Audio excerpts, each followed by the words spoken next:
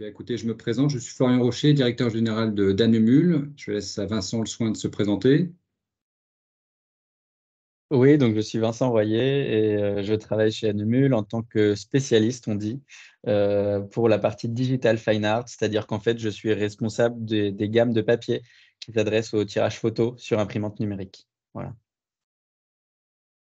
Alors, bonsoir à tous. Merci de vous être inscrits tout d'abord. Et puis, on va essayer de répondre à une question ce soir que tout le monde se pose, qui est comment bien choisir son papier photo. On a eu l'occasion, à travers des festivals et beaucoup de salons, de se rendre compte que c'était souvent une grande difficulté. Et c'est vrai que la tâche n'est pas facile. On va essayer de simplifier les choses. Mais avant tout, on aimerait peut-être faire un petit retour sur Annemul pour notamment ceux qui ne connaissent pas forcément Annemul, essayer en quelques slides de résumer qui est Annemul. Et puis ensuite, on va aussi parler de la fabrication des papiers pour que vous ayez un peu plus d'éléments concrets, que vous compreniez comment se fabriquent les papiers photos, avant de revenir sur le choix le thème qui nous anime ce soir et qui nous réunit ce soir, qui est de bien choisir son papier photo. Alors, en quelques mots, Annemul, pour décrypter en quelque sorte la société, c'est une société qui est assez ancienne puisque nous allons l'année prochaine célébrer nos 440 ans. Effectivement, la société a été créée en 1584. Donc, on n'est pas tout jeune. La société, évidemment, a évolué. Alors, il y a une frise avec les nombreuses dates qui ont jalonné l'histoire d'Annemul. On a essayé de les résumer sur ce slide pour vraiment faire quelque chose de synthétique. 1886, c'est l'année où Annemul a obtenu son nom. Enfin, en tout cas, le nom d'Annemul a été choisi. 1997, c'est une date intéressante à double titre. D'abord parce que c'est l'année de l'invention des papiers jet d'encre par Annemul. C'est Annemul qui a été à l'initiative, et en tout cas qui a été le créateur des papiers jet d'encre destinés à l'impression de photos. Et on a été le premier avec notamment le papier que vous connaissez bien, qui est le Photorag 308. Et 1997, c'est également l'année de la création de la filiale française, qui est aujourd'hui une petite filiale toujours basée à Paris. Et c'est de Paris d'ailleurs que nous vous parlons aujourd'hui. Voilà, ce sont les dates que l'on a retenues. Il s'est passé beaucoup de choses depuis 1584. Évidemment, la société aujourd'hui n'est plus du tout la même qu'autrefois. Et pour résumer, gardez en tête qu'Annemul, ce n'est pas qu'un fabricant de papier photo. Nous sommes d'abord un fabricant de papier Beaux-Arts. On est un des grands fabricants dans cet univers-là. Et nous proposons aux artistes de nombreux papiers destinés notamment à l'aquarelle, à la gouache, à l'acrylique, à toutes les techniques d'huile, toutes les techniques artistiques d'une manière générale. On fabrique également des papiers destinés à toutes les techniques un peu anciennes comme la gravure ou la lithographie, qui sont des techniques anciennes qui nécessitent aussi des papiers très, très particuliers. Donc ça, c'est une grosse division chez Annemul. La partie papier photo, on va y revenir un peu plus en détail, qui est aussi une division très importante. Nous avons également une grosse activité dans ce que l'on appelle les sciences de la vie, et notamment des papiers destinés à la filtration, donc des papiers plus techniques, destinés à soit l'industrie médicale ou des industries plus lourdes pour filtrer des molécules, des matières, des gaz. Et donc là, il y a un vrai savoir-faire extrêmement pointu, extrêmement technique chez Annemul. Et puis la dernière division qui est un peu plus récente, qui est une division destinée à la papeterie très luxe, très haut de gamme. Nous avons notamment développé certaines gammes de papier, de carnets et également des instruments d'écriture très haut de gamme. Voilà pour synthétiser les quatre principaux piliers d'Annemul aujourd'hui. Si on avance, alors quelques éléments que j'ai évoqués, si on voulait synthétiser en quelque sorte vraiment les points forts d'Annemul, c'est d'abord la qualité, mais ça, vous connaissez déjà un petit peu la marque et j'imagine que vous êtes un peu habitué à nos produits. La stabilité. Stabilité parce que fabriquer du papier, c'est finalement pas si compliqué. On va en parler un peu plus en détail tout de suite, mais ce qui est très compliqué, c'est de garder une stabilité dans le temps d'une production à l'autre. Quand on veut faire fabriquer un papier, il faut être capable de le reproduire et ça, c'est quelque chose qui est fondamental et c'est un des grands savoir-faire d'Annemul. Inspiration, puisqu'on essaie de créer également et d'être innovant. On apporte régulièrement de nouveaux papiers, de nouvelles inventions pour essayer d'enrichir et d'étoffer les options des différents, de nos utilisateurs. Voilà, aujourd'hui, on est considéré, je pense, comme le leader mondial au niveau notamment des papiers fine art. Donc, Anumul est vraiment, on a été le pionnier, on a été le premier. Je crois qu'aujourd'hui, on peut être considéré comme le leader dans cet univers. Un point très important qui nous tient à cœur et d'ailleurs qui rejoint un certain nombre de questions. On a eu beaucoup de questions de différentes personnes qui s'intéressent à l'environnement et à juste titre, aujourd'hui, on se préoccupe de plus en plus de ce problème. Chez Anumul, c'est quelque chose qui fait partie de notre ADN depuis très longtemps. C'est quelque chose qui est complètement naturel. On critique beaucoup souvent l'industrie papetière qui est taxée d'être une industrie un peu compliquée, un peu pas forcément en lien avec l'écologie. À l'inverse, chez Anumul, en tout cas, on essaye d'être vertueux dans la mesure de nos possibilités. Chaque décision est vraiment pensée. On a vraiment un concept qui est lié à l'écologie, si on peut dire.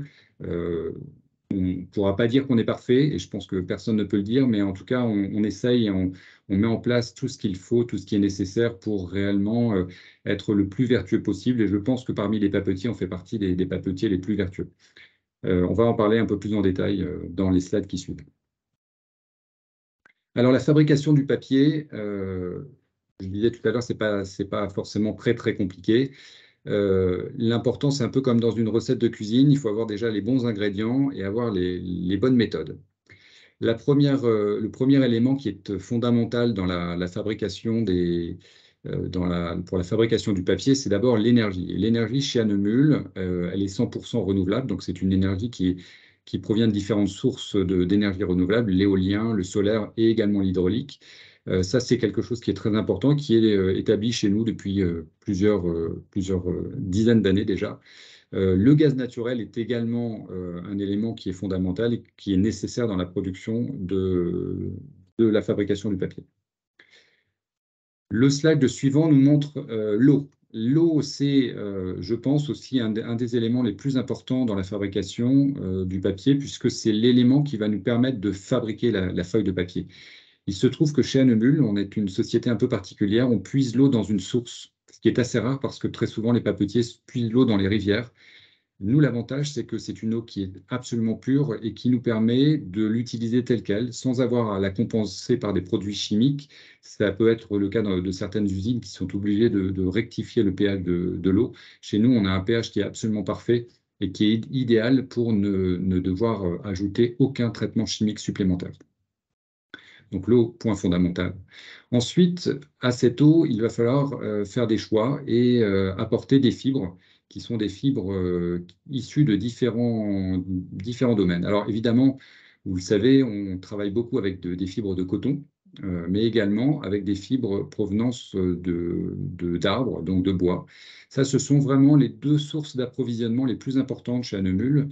On a vraiment beaucoup de papier coton et beaucoup de papier issus d'arbres. Alors quand on dit d'arbres, donc c'est ce qu'on appelle de l'alpha-cellulose.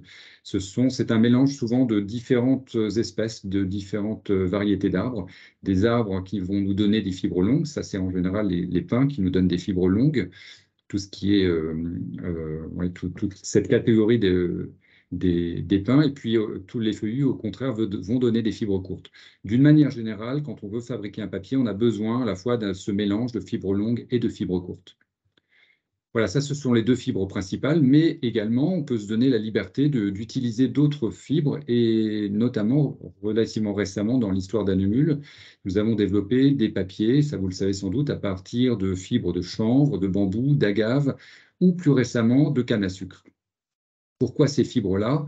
Parce que ce sont des fibres qui se régénèrent extrêmement rapidement, qui ont une croissance vraiment très rapide, qui consomment relativement peu d'eau et qui n'ont absolument pas besoin d'ajout d'additifs ou de produits chimiques pour les faire grossir. Donc ça, ce sont des fibres quelque part un petit peu plus vertueuses. On ne peut pas non plus en déduire que les précédentes ne le sont pas, mais en tout cas, celles-là ont l'avantage de consommer un peu moins d'eau et pas du tout de pesticides.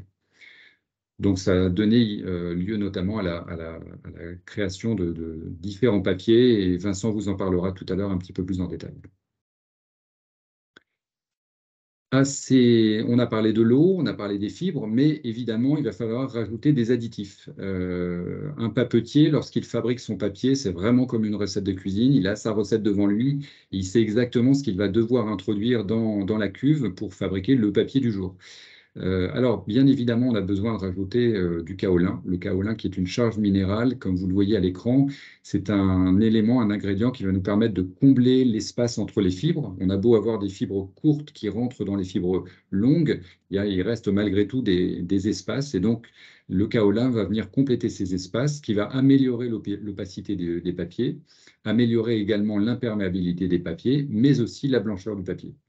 Le deuxième ingrédient qui est fondamental, notamment lorsque l'on veut utiliser des papiers, créer des papiers en tout cas longue conservation, c'est la craie, qui est une charge minérale également, qui va neutraliser l'acidité, qui va vraiment améliorer la résistance au vieillissement. Tout ça, évidemment, est une question de pourcentage, et il faut évidemment faire les bons dosages pour créer les bons papiers. Alors, ensuite, on va utiliser un certain nombre d'ingrédients, mais qui ne sont pas forcément nécessaires dans tous les papiers. Vous voyez un troisième ingrédient que l'on a nommé le liant ou la colle. Le liant ou la colle, ce sont des éléments qui vont permettre de donner de la consistance, de la cohérence aux fibres entre elles. Et c'est notamment vrai lorsque l'on fabrique des papiers aquarelles. On a besoin vraiment de donner de la cohérence entre les fibres pour créer des fusions et que les pigments se diffusent de manière très homogène. Voilà, ça c'est un ingrédient qui peut être nécessaire dans certains papiers. Et le dernier élément que vous voyez, là qui est systématique sur notamment les papiers photos, c'est la notion de couchage. Où là, alors on l'appelle couchage, on peut l'appeler induction également. C'est un traitement que l'on vient appliquer en surface du papier une fois que le papier est terminé, et qui va permettre d'accueillir les pigments de l'encre. Voilà, effectivement, la qualité du développement de ce couchage est fondamentale pour obtenir des papiers qui s'impriment correctement. Voilà les principaux ingrédients qui rentrent dans la composition des papiers. Alors, pour ensuite que vous puissiez visualiser un peu plus concrètement la fabrication, alors déjà, on va faire un retour rapide sur historiquement comment ça se passait autrefois. Les prochains slides vont vous montrer comment autrefois on fabriquait le papier. Certains d'entre vous ont peut-être visité des moulins à papier, ça se fait encore dans certains moulins à papier. On l'a fait chez Annemul et on le fait encore, mais ce n'est plus notre mode de fonctionnement habituel. C'est ce qu'on appelle la fabrication du papier à la main, que l'on peut aussi appeler fabrication du papier à la cuve. Alors, je ne sais pas si on va voir Ah oui, alors pardon, j'aurais pu effectivement, j'ai un peu anticipé, mais non, non, on peut revenir, Vincent, sur le précédent. C'est effectivement le mélange de fibres plus l'eau avec les ingrédients qui va donner la pulpe de papier. Et on passe effectivement au slide suivant qui nous montre une vieille gravure d'Annemul où on voit la fabrication du papier à la main. Alors ça, c'est intéressant et ça s'est fait vraiment pendant de très nombreuses années de cette manière chez Annemul. Le principe est très simple, c'est un tamis qui est un tamis avec un cadre de bois recouvert de tiges de métal qui sont positionnées et légèrement tressées et en tout cas accrochées les unes aux autres.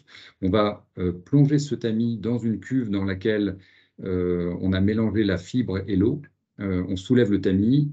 Reste en surface du tamis uniquement les fibres. L'eau, évidemment, reste dans la cuve. Et ensuite, on vient déposer délicatement les fibres sur un feutre, qui est une sorte de couverture en quelque sorte, qui va venir absorber un maximum d'eau. Sur ces fibres, on va rajouter un deuxième feutre, et ainsi de suite. On presse l'ensemble et on met le tout à sécher. Alors, à l'époque, ça se faisait avec des pinces à linge sur des fils, dans des grands séchoirs, à l'air libre. Voilà. Aujourd'hui, on sait encore utiliser cette technique, mais on ne l'utilise plus de manière industrielle chez Annemul. On est passé sur une méthode un petit peu plus industrielle. Alors justement, chez Annemul, pour simplifier, nous avons deux technologies, deux types de machines. Au total, nous avons 3 machines chez Annemul, mais avec 2 technologies qui sont totalement très, très distinctes. La première s'appelle la machine table plate. Imaginez un tapis roulant. Donc vous voyez en haut, enfin sur la partie gauche de l'écran, un récipient dans lequel on va faire le mélange pâte et eau. Ce mélange va être déroulé, en tout cas déversé sur une table qui est une sorte de tapis roulant qu'on appelle la table plate. Vous voyez, le tapis roulant est perméable, la fibre arrive, elle est gorgée d'eau, puisqu'au début, il y a 90% d'eau, ou même plus que 90% d'eau. Et l'objectif du papetier va être d'éliminer le maximum d'eau le plus rapidement possible. Donc, la fibre avance, elle passe entre des presses ou entre des feutres pour que l'on retire un maximum d'eau, puis dans des cylindres chauffants pour ensuite venir s'enrouler en bout de chaîne sur un mandrin et donc devenir une bobine. Voilà, ça c'est une méthode qu'on appelle la table plate. C'est une méthode qui est relativement, alors c'est relativement lent, mais c'est sans doute aujourd'hui la technologie la plus rapide entre guillemets chez Anemul. Vous voyez au passage, vous avez vu au passage qu'il y avait une cuve en dessous qu'on appelle les eaux blanches. L'eau qui tombe sous cette table, en fait, est réutilisée, est refiltrée et réutilisée dans le circuit. Donc là aussi, on parlait du côté environnemental et vertueux, ça fait partie des éléments importants dans le cycle de production d'Anemul. Voilà, sur le slide suivant, on voit concrètement des photos de la machine où vous voyez la caisse de tête, c'est-à-dire l'arrivée de la fibre sur la machine. Alors, on ne voit pas forcément très très bien, on a l'impression qu'on voit une sorte de vapeur. En réalité, c'est l'arrivée de l'eau de l'eau et de la fibre qui ensuite, sur cette table, qui vibre. L'eau dessous coule. Et voilà. Et ensuite, donc, le tapis roulant avance tranquillement. Et on va avoir d'autres photos qui permettre de voir dans quelques instants. Voilà, la fameuse presse que j'évoquais tout de suite, qui va donner une sorte de pression à la feuille pour évacuer encore un maximum d'eau. Et sur la photo de droite, vous voyez, voilà. Et ensuite, le séchage de la bobine qui ensuite donc passe, la feuille passe dans des cylindres qui sont chauffés à la vapeur d'eau et qui vont permettre d'évacuer l'humidité restante dans le papier. Et ensuite, ce papier va s'enrouler en bout de laine. Voilà pour le schéma. La deuxième technologie qui existe chez les papetiers, alors ça, c'est une machine qui est extrêmement rare, puisqu'il n'y en a que 5 ou 6 dans le monde. C'est une machine que l'on appelle la forme ronde. Le principe est complètement différent, puisqu'on a un cylindre que vous voyez sur la gauche, le gros cylindre, qui est un cylindre qui tourne dans l'eau. Sur ce cylindre, on l'aura recouvert d'une sorte de manteau. Et la fibre va venir se déposer naturellement par un système de dépression d'eau. Elle va venir se déposer sur la surface du cylindre et être entraînée ensuite sur d'autres cylindres pour former la feuille. Et ensuite, le cycle est exactement le même. Il est pressé de nouveau, passé dans des cylindres chauffants avant d'arriver en bout de chaîne sur un mandrin. Voilà. Alors, le principe de cette machine que l'on voit actuellement, c'est vraiment la technologie qui se rapproche le plus de la fabrication des papiers à la main que l'on a vu initialement, c'est-à-dire que techniquement, la fibre va être en 3 dimensions, donc on aura plus de résistance. C'est notamment très important pour les aquarellistes qui ont l'habitude de mouiller beaucoup le papier, et l'avantage de cette technique, c'est que le papier va retrouver, même après séchage, une fois qu'il aura été humidifié, quand il reprend sa forme sèche, il reprend exactement la même taille. Et ça, c'est un élément fondamental. Il y a d'autres avantages de résistance, notamment mécaniques, pour des histoires de gaufrage, ça peut être plus intéressant. On peut également faire sur cette machine des filigranes. Et on voit d'ailleurs un élément, il y a un petit rond sur le cylindre, voilà, on le voit un peu plus en zoom. On peut apposer un filigrane qui va ensuite, qui est en fait un relief que l'on vient apposer sur ce fameux manteau. La fibre va se déposer sur l'ensemble du manteau et évidemment à l'endroit du filigrane, il y aura un peu moins de fibre et donc on verra à travers le papier un peu plus facilement à cet endroit-là. La tige métallique également est une grande importance puisque là aussi, lorsque la fibre va se déposer en surface, elle va permettre de fragiliser la feuille et par un système d'étirement de la feuille, on va venir naturellement créer des bords frangés et ce sont les fameux bords frangés que vous connaissez qui existent dans la gamme nulle mais qui existent également dans les papiers aquarelles destinés aux aquarellistes. Voilà en quelques mots la synthèse qui vous montre la fabrication des papiers chez Annemul. Alors, il faut savoir que chez Annemul, on est très pointu, mais malgré tout, on travaille sur de très petites machines qui n'ont rien à voir avec les machines qui fabriquent par exemple les papiers destinés aux photocopieurs, où là vous avez des machines absolument immenses qui font 10 mètres de large sur 200 mètres de long. Nous, on est vraiment sur des machines beaucoup plus modestes, mais qui sont malgré tout très contrôlées, avec des systèmes très performants qui nous permettent d'obtenir vraiment un vrai suivi de la qualité, une vraie constance dans la qualité. C'est ce qui est le plus important. On voit à droite deux opérateurs qui sont au contrôle qualité notamment. Le contrôle qualité chez Annemul, il faut imaginer que ce n'est pas juste une étape, c'est vraiment un processus du démarrage jusqu'à la fin. On part évidemment on part des fibres, du contrôle et du sourcing des fibres jusqu'au stockage du papier. Et il y a vraiment plusieurs étapes qui permettent de contrôler la qualité. Et ça peut arriver, lorsque la qualité n'est pas au rendez-vous, on ne met pas les papiers sur le marché. Alors, ça ne veut pas dire que tous les papiers sont parfaits. Il y a d'autres sources potentielles de problématiques, mais d'une manière générale, la qualité d'Annemul est vraiment reconnue au niveau international parce qu'on a su mettre au point des technologies, des techniques qui nous permettent d'avoir un niveau de qualité vraiment extrêmement rigoureux et très, très haut de gamme. Voilà pour la principale synthèse sur la fabrication. Je vais laisser la parole à Vincent qui va prendre le relais sur le sujet qui nous intéresse aujourd'hui. N'hésitez pas en tout cas à poser vos questions si vous en avez sur la partie fabrication du papier. Vincent, à vous la parole. Merci Florian. Oui, on va s'intéresser à cette question, comment bien choisir son papier photo. C'est vrai qu'avec Profot, quand on a imaginé qu'on allait faire un webinaire, on a essayé de chercher une question qui soit un peu synthétique, qui nous permette de parler du papier, aussi bien de sa fabrication qu'ensuite de la finalité et donc du tirage. Et cette question, comment bien choisir son papier photo, nous semblait très claire et amenait aussi probablement plein de questions de votre part. Et d'ailleurs, on l'a vu, et merci d'avoir joué le jeu dans toutes les questions que vous avez posées en vous inscrivant au webinaire. Et merci d'ailleurs d'être si nombreux. Là, on va être bientôt 300 en ligne. Donc, merci beaucoup d'être là. Alors, on va continuer donc, en parlant évidemment de tirage, parce qu'en fait, si on parle de papier photo pour impression jet d'encre, c'est évidemment pour parler au final de tirage. Et donc, juste un petit rappel de ce que c'est qu'un tirage. C'est d'une part une image, donc ça, c'est la photographie que vous avez produite.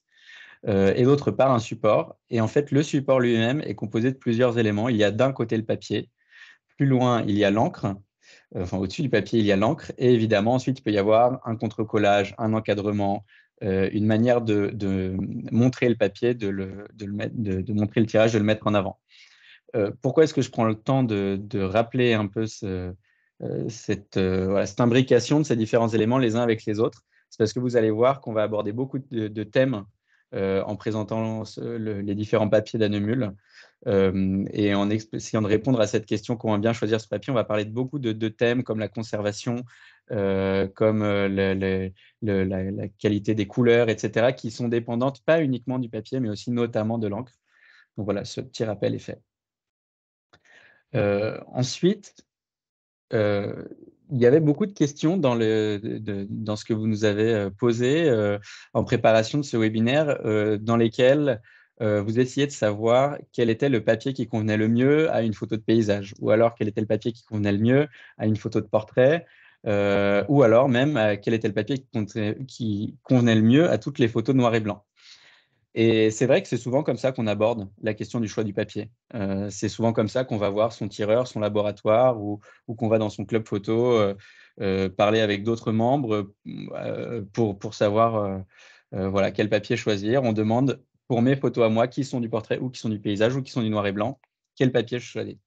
Alors ce soir, je vais essayer de prendre cette question à l'envers et de vous amener sur 3 critères qui sont universels, qui fonctionnent pour tous les papiers photos, notamment les papiers Annemul, et qui vous permettent de vous repérer de la manière la plus simple possible dans une gamme de papiers, afin de faire votre choix qui vous convient en fonction de vos images, et pas que ce soit le choix qui a arrangé le plus le vendeur que vous aviez en face de vous ce jour-là, ou pas que ça soit le choix qui arrange plus le fabricant qui a plein de papier d'une certaine sorte à écouler.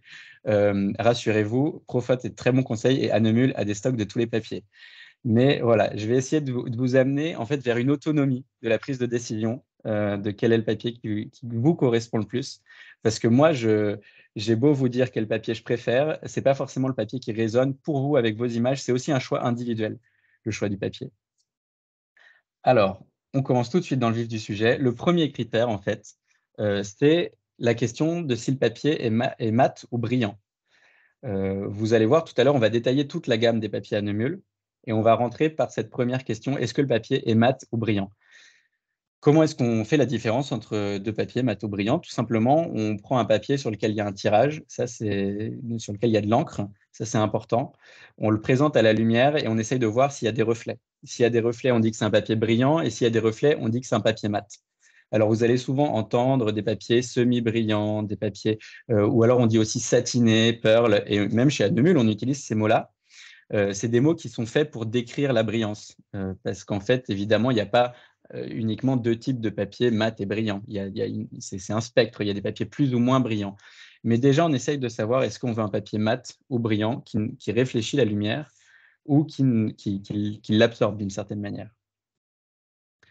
Ensuite, une fois qu'on est sûr de vouloir un papier mat ou brillant, on peut se poser la question de la tonalité du papier. Alors là, ce n'est pas facile à voir sur la présentation, sur tous vos écrans, avec en plus le logiciel du webinaire, mais vous imaginez bien, et vous le savez par expérience, puisque vous avez déjà vu plein de papiers dans vos vies, il y a des papiers qui sont plus chauds et il y a des papiers qui sont plus froids. Donc ceux qui sont plus chauds tendent vers des couleurs un peu jaunes, et ceux qui sont plus froids tendent vers des couleurs un peu bleues.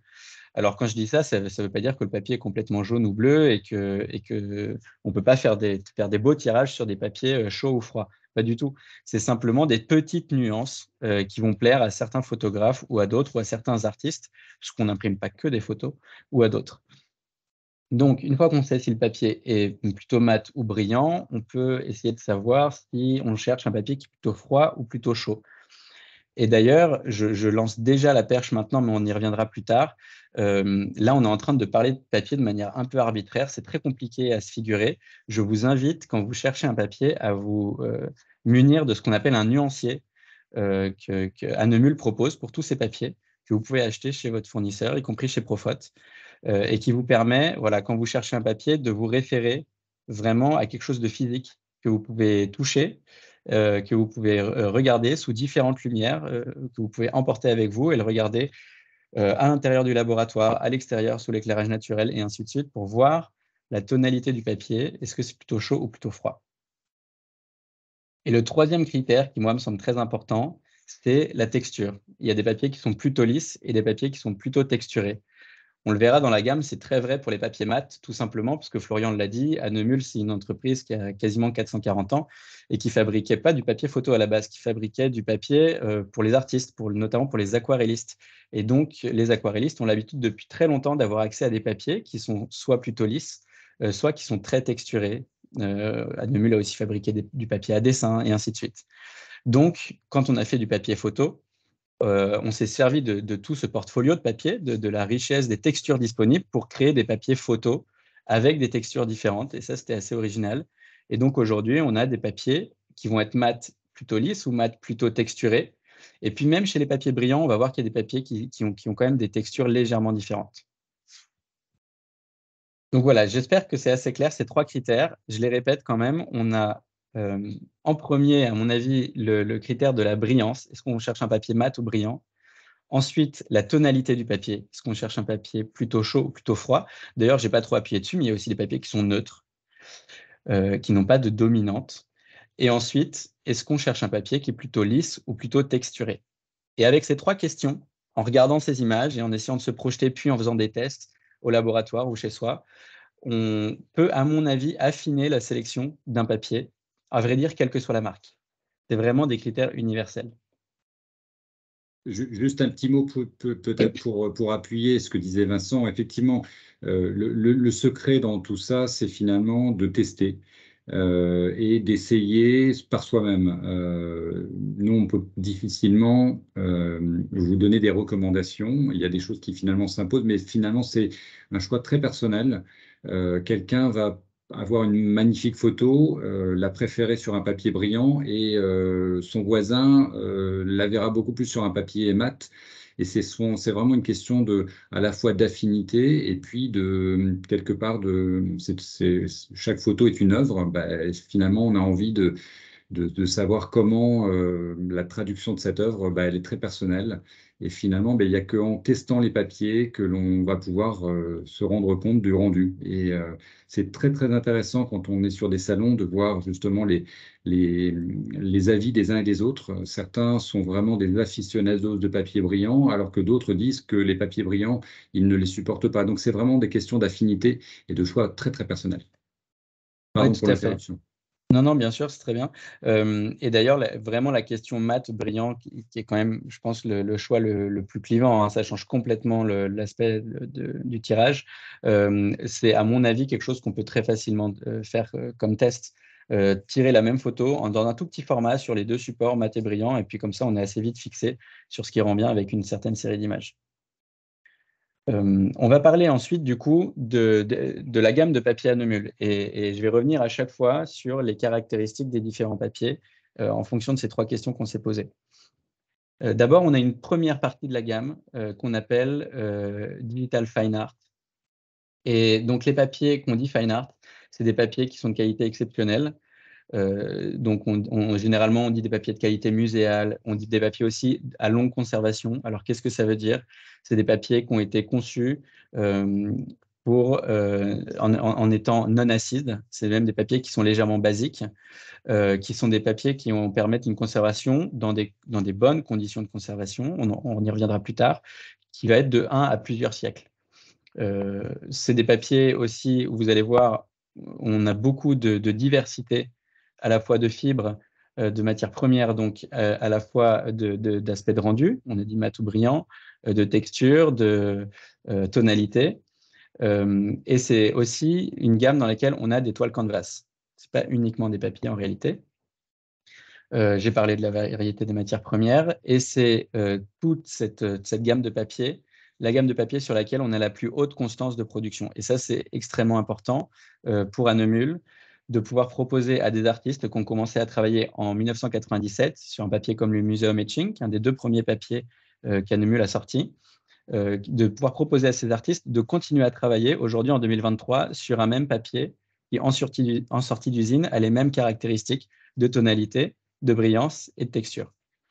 Et alors, bon, voilà, moi, par exemple, sur mes photos personnelles, si d'une série à l'autre, il y a une différence dans le papier, je ne vais pas forcément m'en rendre compte.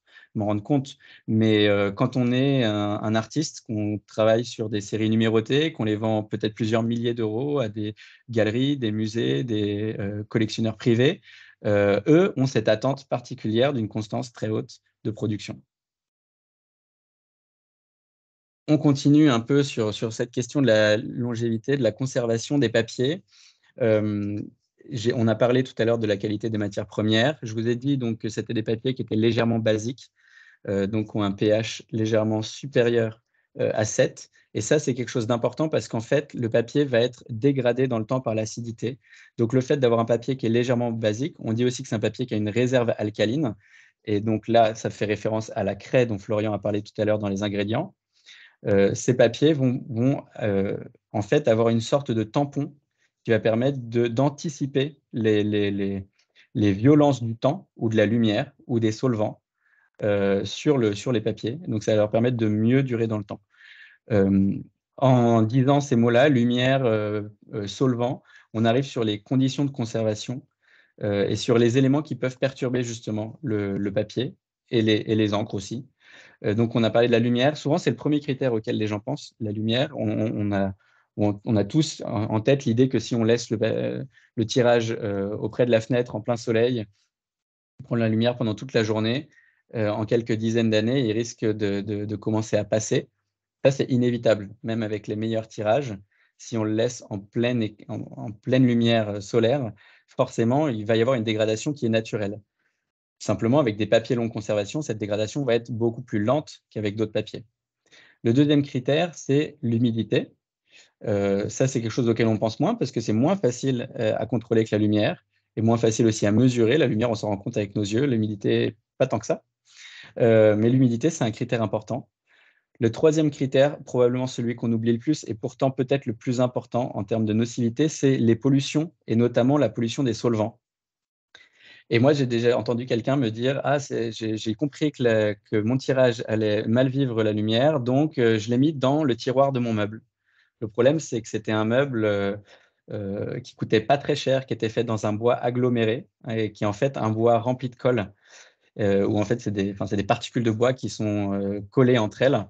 Et cette colle-là, elle avait beaucoup de solvant. Et donc, en fait, le tirage qui est resté 10 ans dans le tiroir, eh ben, il était bien plus abîmé que si le tirage était resté 10 ans à la fenêtre en train de prendre le plein soleil. Donc voilà, ça, c'est souvent un critère qui est oublié, mais je vous conseille de faire attention à là où vous rangez vos tirages, les meubles dans lesquels vous les rangez surtout, à faire attention que c'est du bois, du vrai bois, et non pas des agglomérés et ainsi de suite. Alors maintenant, je vais rentrer vraiment dans la gamme Hanemühl. Le première section de cette gamme Fine Art, c'est une gamme qu'on a appelée la Natural Line et qui est faite à partir de fibres plus éco-responsables, comme Florian l'a dit tout à l'heure. Donc, on a un papier qui s'appelle le bambou, qui est à base de fibres de bambou, un papier qui s'appelle le hemp, qui est à base de chanvre, un papier qui s'appelle l'agave, qui est à base d'agave, un papier qui s'appelle sugarcane, à base de canne à sucre. D'ailleurs, petit point pour aller plus loin, le papier qui s'appelle sugarcane, il est à base de bagasse de canne à sucre. Donc, en fait, c'est un sous-produit d'une autre industrie. Le chanvre, lui, il est fabriqué, il est produit en France. Donc, c'est le papier peut-être qui a le moins traversé la terre que vous puissiez vous procurer en France, puisqu'il est juste allé faire un tour chez nos voisins allemands, il est revenu. Donc voilà, pour vous dépeindre un peu cette partie de la gamme qui s'appelle Natural Line. Les papiers bambou et sugarcane sont des papiers qui sont légèrement plus chauds que les papiers hemp et agave, qui eux-mêmes sont très légèrement plus chauds que d'autres papiers à base de coton et de cellulose qu'on verra plus tard. Pourquoi c'est comme ça et pourquoi on pense que c'est pas grave? Parce qu'en fait, c'est des fibres aussi qui n'ont pas la même teinte que le bois et le coton. Et c'est des fibres qu'on a souhaité ne pas trop blanchir. Parce qu'en fait, le blanchissement des fibres, c'est une opération qui se fait avec des produits chimiques.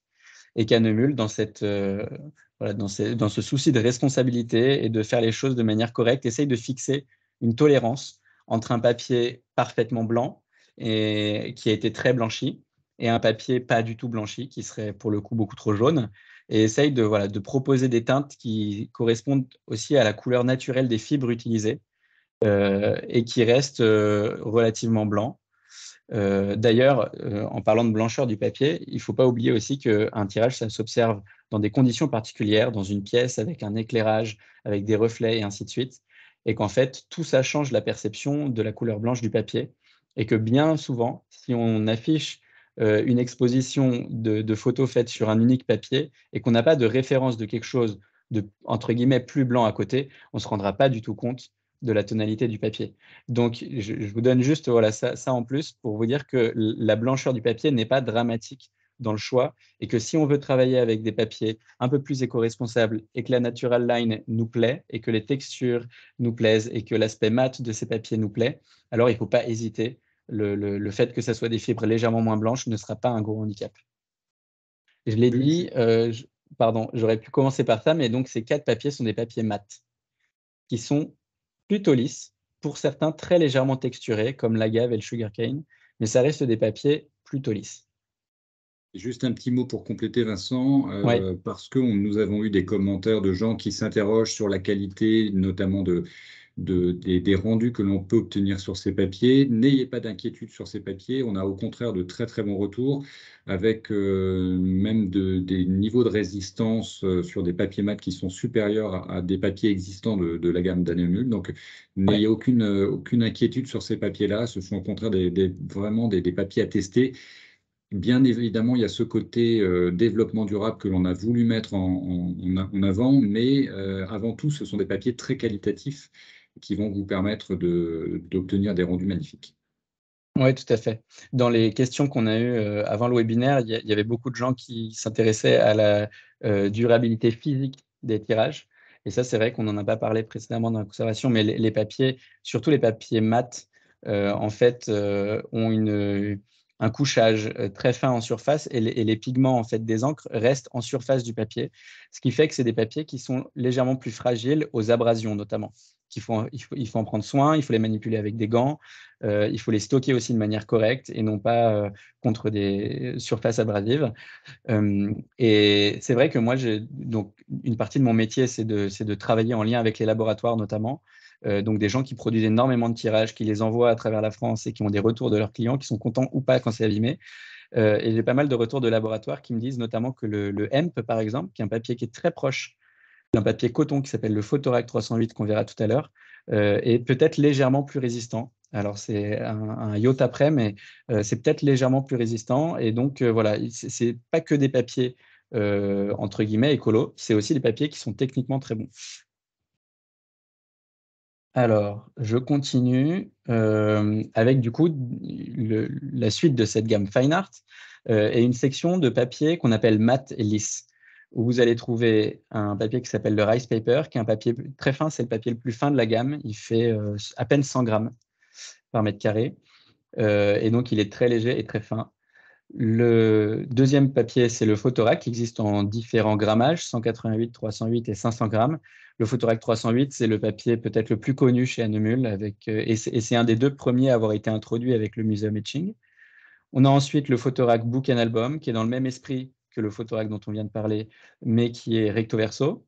Le Photorac Duo également qui suit est recto verso, simplement une différence de grammage entre les deux.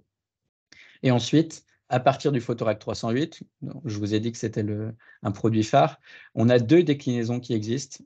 D'un côté, le Photorac Ultra Smooth, qui est un papier qui est posé sur une calandre en fin de production pour être vraiment extrêmement lisse, et le Photorac Bright White, qui est un papier, pour le coup, un peu plus blanc que le Photorac 308. Parce que quand même si on fait la démarche de parler du fait que des papiers avec des blancheurs naturelles ne sont pas problématiques, on écoute quand même les photographes et donc on a sorti un Photorac Bright White qui est légèrement plus blanc pour répondre à des besoins spécifiques, bien sûr. Donc voilà cette gamme de papier mat et lisse. Je vous ai, en vous donnant le détail au fur et à mesure, je reviens un peu sur ceux qui sont un peu plus blancs. Donc vous voyez qu'on reparle toujours des mêmes trois questions texture. Donc là, on est sur du lisse. Aspect de surface, donc là, on est sur du mat. Et puis tonalité. Et donc la plupart sont sur des tonalités neutres, là, dans cette section, sauf le bright white qui est un peu plus blanc. Donc voilà, un détour de cette section. On va passer ensuite à des papiers qui sont cette fois-ci mat et texturés. Donc là, comme c'est des papiers, pour le coup, on l'a dit, qui sont issus de l'histoire d'Annemul en tant que fabricant de papier pour les artistes, c'est des papiers qui ont pour une partie des noms d'artistes. On a notamment le William Turner, le Albrecht Dürer, qui sont des noms d'artistes. Ensuite, on a le German Etching et le Museum Etching, et on a le torchon.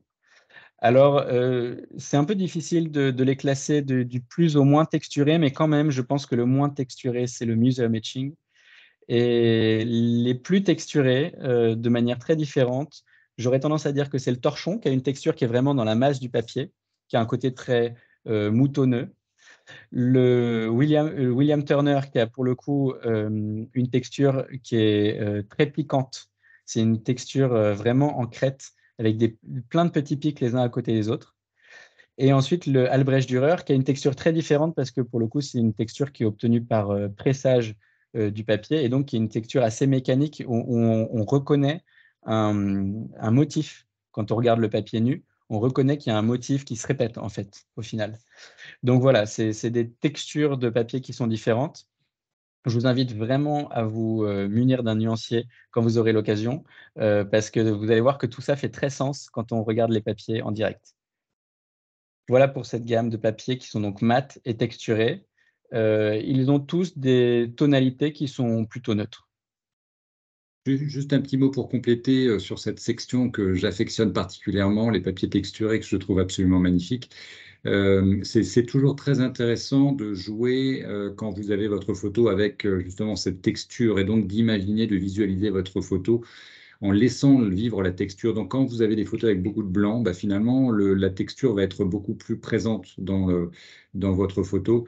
Et c'est là que ça a tout son sens. On voit souvent des travaux magnifiques d'artistes, qu'ils soient naturalistes ou animaliers, qui justement travaillent qui aiment beaucoup la texture en laissant vivre le papier quand il y a des choses assez minimalistes. Tout Oui. en ayant dit ça, le Museum Etching, Vincent l'a très bien signalé, c'est effectivement un papier avec une texture très discrète et qui passe sur énormément de sujets. Sa texture est là, mais elle est relativement modeste et en revanche, on a un rendu assez extraordinaire. C'est un papier qui est très, très plébiscité. Oui, je pense notamment à des images qu'on a pu voir à Montier-en-Der avec des paysages enneigés où vraiment, pour le coup, le choix du papier est très important parce que c'est ce qui va donner la texture dans peut-être 90% de l'image où en fait c'est un manteau de neige.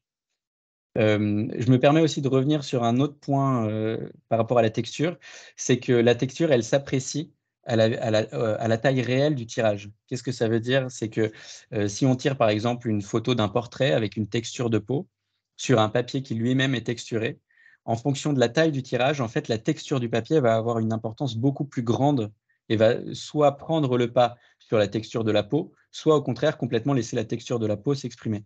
Donc, je vous conseille quand vous cherchez, quand vous faites un choix de papier, que ce soit en laboratoire ou chez vous, de faire des tests aussi avec un crop, une partie de l'image que vous tirez à la taille réelle du tirage final pour être bien sûr que la texture ne prend pas trop le pas et qu'il y a un bon équilibre entre le papier et votre image.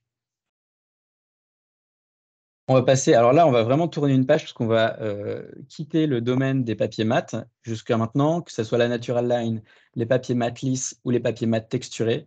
On était plutôt sur des papiers, enfin, on était complètement sur des papiers mat, donc qui ne réfléchissent pas la lumière de manière directe. Maintenant, on va passer sur une autre gamme complètement, une autre partie de la gamme qui sont les papiers brillants. Qui est une partie aussi assez riche de la gamme, où on a des papiers qui vont être un peu moins brillants. Donc là, ça va être des papiers, par exemple, comme le Fine Art Pearl, Photorac Pearl, Fine Art Barita Satin, Photorac Satin. Vous voyez qu'on utilise des mots qu'on connaît, qu'on a déjà lu plein de fois, Pearl, Satin, qui sont des mots qui veulent dire que c'est pas trop brillant.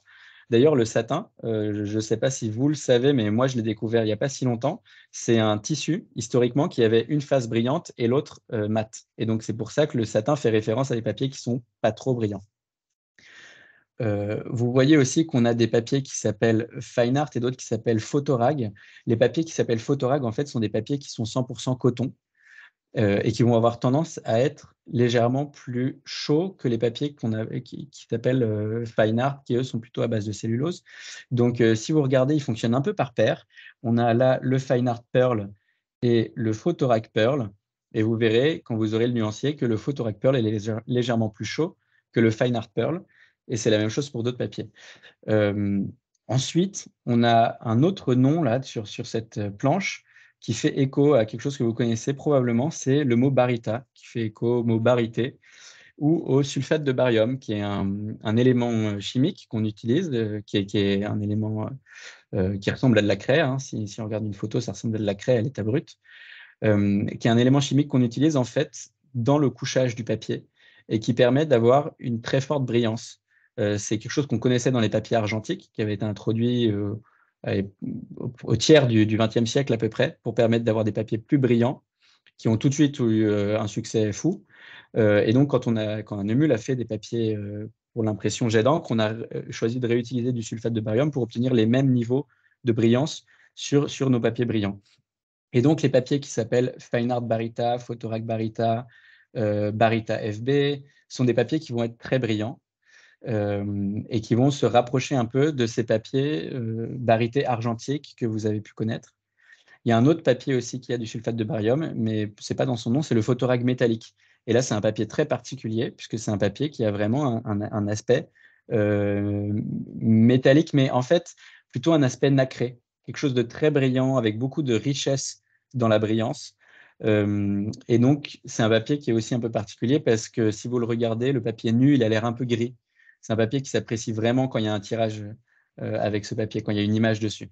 Donc voilà, mais c'est un papier très intéressant. Au départ, je dois avouer que Florian ou moi ou d'autres, on était assez dubitatifs sur ce papier, puisqu'on se disait que ça allait servir qu'à faire des photos peut-être de voitures ou de motos.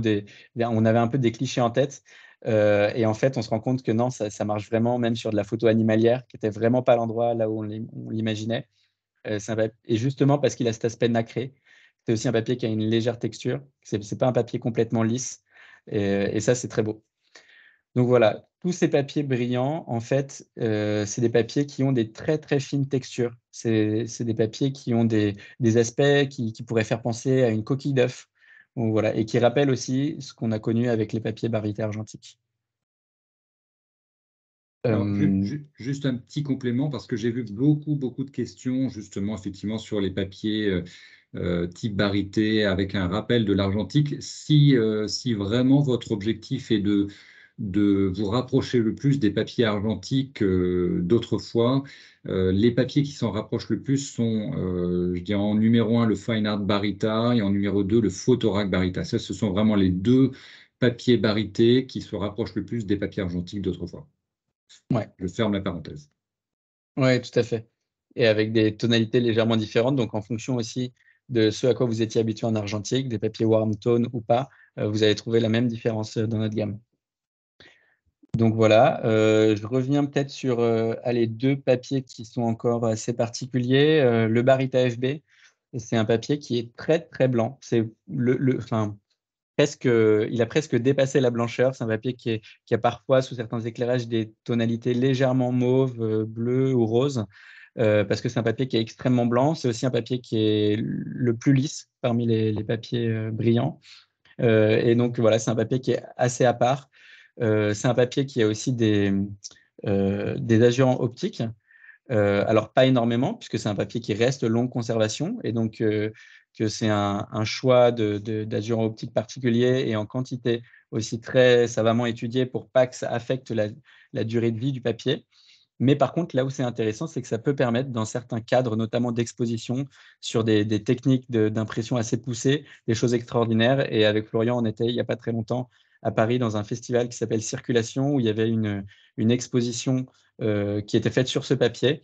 Et en fait, c'était comme des sortes de pendules avec des petits tirages sur ce papier, avec un très fort taux d'ancrage, où c'était simplement des bulles photographiées en plongée sous-marine, donc des petites bulles blanches sur un fond bleu extrêmement sombre. Et tout ça, c'était dans une pièce entièrement dans le noir, uniquement éclairée par des ultraviolets. C'était absolument magnifique et on n'aurait pas pu imaginer faire ça avec un autre papier. Donc voilà, juste un petite parenthèse pour vous parler d'un papier particulier, mais qui a toute sa raison d'être dans la gamme. Et l'autre papier dont je voudrais vous parler, c'est le Fine Art Barita Satin. C'est un papier qu'on voit énormément dans une autre manifestation photographique qui s'appelle Paris Photo, qui est une manifestation en fait, avec des galeries qui viennent exposer et vendre leurs tirages. C'est une grande foire en fait, des galeries. Et le Fine Art Barita Satin est un papier qui est extrêmement utilisé à cette occasion, parce que c'est un papier qui est très beau, qui a une très légère texture, qui est assez brillant, enfin, qui a une grande profondeur de couleurs, de noir, etc. Mais justement qui est pas trop, qui ne réfléchit pas trop de façon directe les éclairages. D'ailleurs, on le voit bien là sur les captures, entre le Fine Art Barita et le Fine Art Barita Satin, vous voyez à quel point le Fine Art Barita Satin réfléchit moins l'éclairage qu'il y a juste au-dessus du tirage. Et ça, en fait, ça fait que dans un contexte de galerie, c'est beaucoup plus facile à éclairer, surtout à Paris Photo, où on n'a pas le loisir de pouvoir positionner les lumières exactement comme il faudrait, comme dans un musée, pour une scénographie habituelle. Donc voilà, je crois que j'en ai assez dit sur les papiers brillants, donc on va pouvoir passer à la dernière partie de la gamme, qui sont les canvas. Alors ça, c'est peut-être un peu plus anecdotique pour la plupart d'entre vous, mais il y a quand même des photographes qui font par exemple des reproductions d'œuvres d'art qui s'y intéressent. Il y a des photographes qui font des tirages de portraits de famille, de portraits, de photos de mariage, qui utilisent ces toiles parce que ça permet de faire des mises en situation un peu différentes aussi pour habiller un intérieur, etc. Et donc, on a une gamme de toiles qui est assez riche chez Hanemul, puisqu'on a 6 toiles fine art: le canvas artist, le Goya canvas, le canvas métallique, le art smooth canvas, le Daguerre canvas et le Cézanne canvas. Alors, vous verrez dans un nuancier, puisque là, c'est encore plus dur pour moi d'en parler que le papier, mais on va retrouver aussi dans ces différentes toiles canvas des brillances légèrement différentes. Il y a des toiles qui sont carrément mates, il y a des toiles qui sont vraiment brillantes. On va trouver des tonalités légèrement différentes. Et évidemment, comme c'est une toile, c'est un textile, il va aussi y avoir le grain du textile, la texture du textile qui va ressortir. Et donc, on va avoir des toiles sur lesquelles on a des textiles très fins avec une texture très limitée, et des toiles, au contraire, où on va avoir une texture assez forte. Et là, on va avoir vraiment l'impression, comme sur une toile de mètre, telle qu'on a pu les observer dans les musées, vraiment les fibres du textile qui ressortent. Alors, je vous fais juste un petit clin d'œil. On a vu tout à l'heure qu'il y avait le papier métallique, le photorag métallique dans les papiers brillants. Et ben, on a aussi un canvas métallique. Voilà. On a fini, là, vous voyez, déjà, on a parlé de beaucoup de papier. On a fini la présentation de la gamme qu'on appelle Fine Art. Donc, pour rappel, c'est une gamme longue conservation avec durée de conservation en fonction des conditions qui est entre 1 à plusieurs siècles. Mais on n'a pas tout le temps besoin de tirer ces photos pour les faire durer 4 siècles. Et ça intervient aussi dans le choix du papier, pour revenir à la question de base. Et donc, Hanemühl a sorti aussi une autre gamme qui s'appelle Everyday Photo, où là, on est sur une qualité franchement très très bonne. Hein. On est sur une conservation de quelques décennies, inférieure à un siècle, dans des bonnes conditions.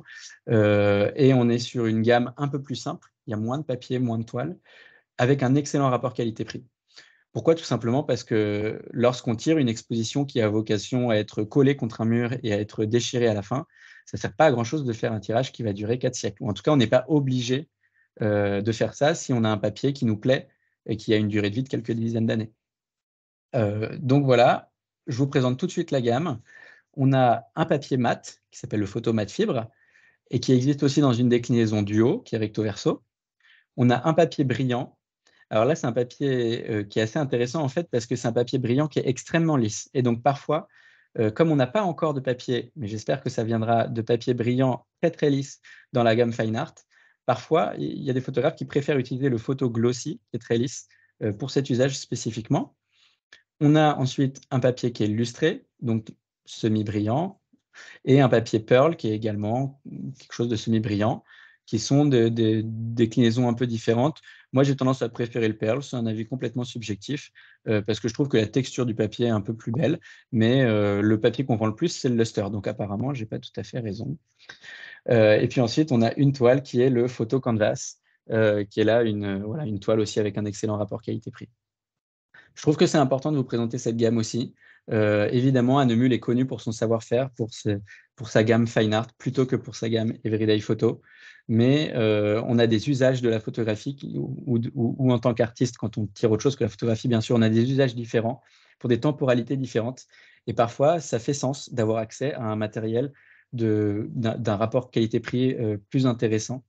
Parce que c'est une expo qui va durer peu de temps, parce que c'est par exemple une expo où on sait qu'elle va être touchée par les gens et donc qu'elle va être potentiellement détruite au fur et à mesure, et ainsi de suite. Donc voilà, et puis du coup, j'ai commencé à vous en parler. Je pense que les nuanciers sont un outil formidable pour continuer cette discussion autour du papier, parce que là, je vous ai donné beaucoup d'infos, vous avez peut-être pris des notes, mais voilà, c'est une discussion. Et le papier, c'est quelque chose aussi qui est très sensoriel. On a parlé de texture notamment. Donc, les nuanciers permettent de faire le pont entre cette discussion qu'on vient d'avoir et les sensations du papier pour permettre ensuite d'aller voir son laboratoire ou d'aller chez Profot, par exemple, pour acheter une boîte de papier et savoir ce qu'on achète plus précisément.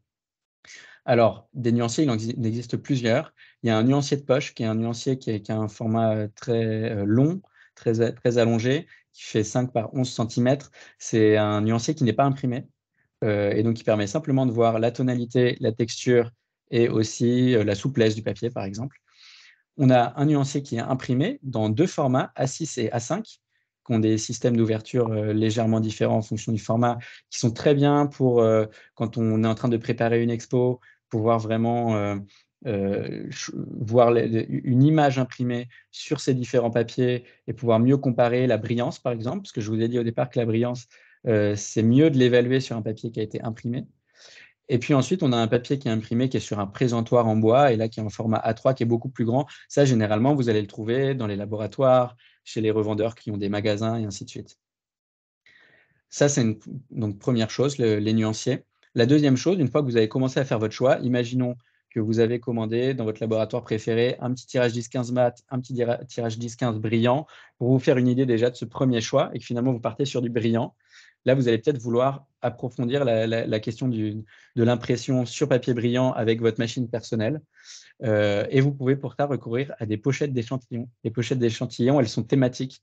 Il y en a une pour la Natural Line, une pour les papiers mat lisses, une pour les papiers mat texturés et une pour les papiers Everyday Photo. Alors, il n'y en a pas pour les canvas parce que la toile, ça s'imprime difficilement en feuille à feuille. Mais donc, voilà, vous pouvez donc acheter une pochette d'échantillons, par exemple, des papiers brillants uniquement, et imprimer votre photo ou un crop de votre photo sur les différents papiers qui existent pour vous faire une meilleure idée, et ensuite choisir de tirer toute l'exposition d'une série en particulier sur le papier que vous aurez choisi au final.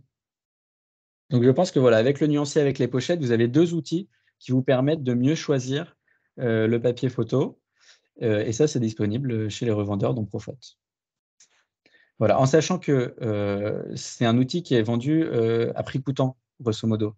Donc, c'est pas, enfin, je veux dire, c'est pas un outil qui pousse à la consommation, qui va permettre aux fabricants de papier de gagner plein d'argent, pas du tout. C'est vraiment un outil que nous, on fait uniquement dans un but éducatif, démonstratif, pour permettre à chacun de faire des meilleurs choix.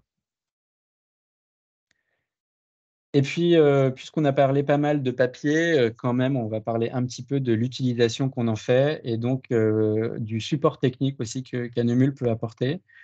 Euh, Avec deux points qui sont importants, surtout pour celles et ceux d'entre vous qui tirent leurs photos eux-mêmes sur leurs imprimantes. D'abord, on entend parler souvent de la gestion de la couleur et on entend parler souvent du profil ICC. Mais il y a quelque chose de bien plus important que ça, et il ne faut pas l'oublier, c'est le réglage du type papier. Et j'ai vu dans les questions avant qu'on commence le webinaire que certains d'entre vous me disaient j'ai utilisé le bon profil ICC et pourtant je n'ai pas tout à fait le résultat attendu. Alors je vous invite à vérifier si vous utilisez le bon réglage papier, parce que parfois ça peut venir de là. Quand vous téléchargez un profil ICC sur le site d'Anemul ou via notre application, et on en parlera juste après, vous recevez un dossier zip dans lequel vous avez le profil ICC et un PDF. N'oubliez pas d'ouvrir le PDF parce qu'il y a plein d'infos dedans et notamment le réglage papier à utiliser, à partir duquel on a fabriqué le profil. Donc, si vous n'utilisez pas le réglage à partir duquel on a fabriqué le profil, c'est grosso modo, c'est 10% d'optimisation, mais vous avez raté la base. Donc voilà, petit rappel qui est très utile de ne pas oublier de changer le réglage papier et d'utiliser le bon profil. Le profil, donc, c'est juste pour optimiser le rendu des couleurs. Et nous, on en fournit pour nos papiers. Et je vous invite évidemment à les utiliser. Ou alors, vous pouvez les faire sur mesure si vous avez le matériel nécessaire. J'attire juste votre attention sur le fait que faire un profil, c'est une opération qui est compliquée. Il ne suffit pas forcément de comprendre techniquement comment ça marche pour réussir à faire un bon profil. C'est vraiment un savoir-faire. Ceux que nous, on fabrique chez Anemul, sont vraiment de bonne qualité. Ils ont été testés sur plusieurs imprimantes avec vraiment plusieurs images différentes. Donc, on est sûr qu'il ne va pas y avoir de cassure dans les dégradés et ainsi de suite. Et donc, je vous invite, si vous n'êtes pas tout à fait à l'aise avec ça ou vous n'avez pas un matériel quand même coûte assez cher de disponible, à utiliser les profils que nous, on fabrique qui sont franchement très bons. Je connais même des labos professionnels qui, pour certains cas, utilisent simplement le profil que nous, on fournit et qui n'ont aucun problème. Donc, ce n'est pas une démarche où le profil du fabricant est moins bon et puis celui qu'on fait soi-même est meilleur. Au contraire, parfois, celui du fabricant qui a été testé dans plus de conditions différentes est déjà très, très bon. Donc, n'hésitez pas à vous en servir.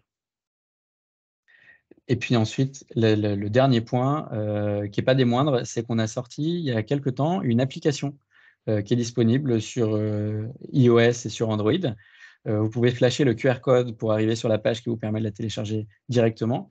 C'est une application qui est très intéressante et à laquelle moi je recours personnellement énormément, puisqu'une partie de mon métier, c'est de répondre justement aux laboratoires qui ont des questions techniques sur l'utilisation de nos papiers, et que cette application, en fait, c'est une base de connaissances de tous les problèmes qu'on a rencontrés avec nos papiers et de toutes les solutions qu'on y a apportées. Donc, généralement, quand quelqu'un me pose une question, si je n'ai pas déjà la réponse moi-même, je cherche dans l'application avant de contacter le service technique en Allemagne si vraiment c'est quelque chose de complètement inédit. Mais cette application, elle est géniale pour tous ceux qui impriment eux-mêmes parce que donc il y a plein d'informations. Vous pouvez aussi télécharger les profils ICC dont vous avez besoin pour votre papier et ils vont vous demander de remplir votre mail et vous allez le recevoir automatiquement le bon profil par mail. Super pratique. Et il y a aussi des vidéos explicatives pour des choses un peu plus techniques encore, comme par exemple comment utiliser des vernis et des sprays. Mais ça, on n'a pas le temps pour en parler aujourd'hui. Il faudra revenir pour un prochain webinaire qu'on organisera évidemment avec Profot. Voilà. Vous allez trouver aussi sur l'application des calendriers des différents événements, les partenaires à Neumul, une liste des laboratoires certifiés, plein d'autres choses dont on n'a pas vraiment l'occasion de parler là en détail. Mais voilà, sachez que c'est une application très utile. Je vous invite à la télécharger. Elle est complètement gratuite. Alors, Florian, est-ce que je vous rends la parole pour le mot de la fin? Juste avant qu'on termine, j'ai vu quand même beaucoup de questions relatives au choix du papier par rapport au noir et blanc. Alors, suite à la Oui. présentation de Vincent, vous avez compris qu'on ne peut pas vraiment vous orienter et le choix est à faire par chacun. Mais sachez qu'il n'y a pas vraiment de papier adapté spécifiquement. Tous nos papiers peuvent être utilisés soit en noir et blanc, soit en couleur. Ça, c'est une des grandes questions. On l'a vu à plusieurs reprises. Vincent, vous confirmez? Oui, oui, complètement. Deuxième question que j'ai notée à plusieurs reprises parmi les commentaires, on me pose la question de quelle imprimante choisir. Alors nous, on n'est pas vraiment habilité à vous recommander chez les principaux fabricants que vous connaissez, Canon, Epson, HP. Il y a de très très bonnes machines. Chaque machine a ses spécificités.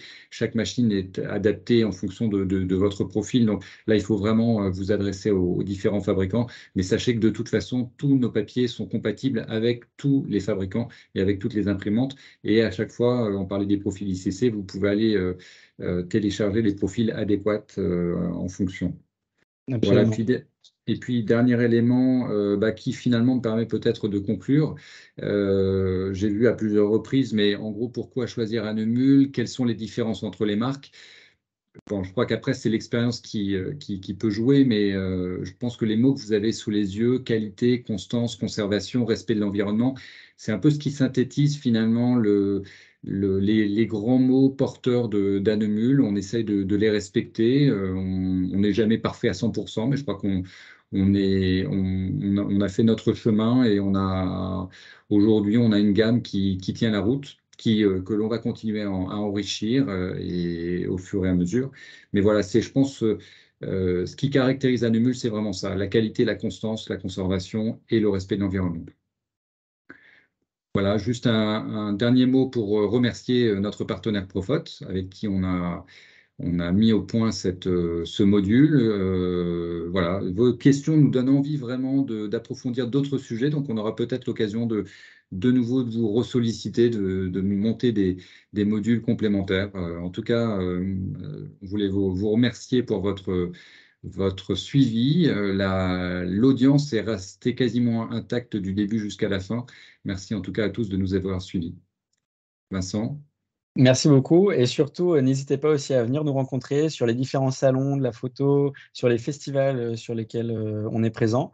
Ça nous fait toujours plaisir de parler avec vous et du coup de rentrer un peu, de manière un peu plus concrète dans le sujet et de pouvoir vous montrer, parce qu'on a toujours des nuanciers sur nous à ces occasions, quels sont les différents papiers disponibles. Donc n'hésitez pas à venir parler avec nous. À une prochaine fois. Au revoir. Au revoir, merci beaucoup d'avoir suivi.